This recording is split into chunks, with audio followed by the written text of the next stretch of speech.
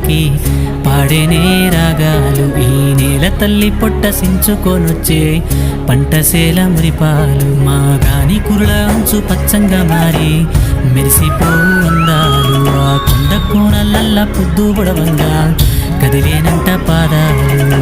ఉన్న ఊరిని కన్నవారిని విడిసిపెట్టాడన్నా, కంటి పాపకను రెప్పవాలకుండా కాపుగాస్తాడన్నా.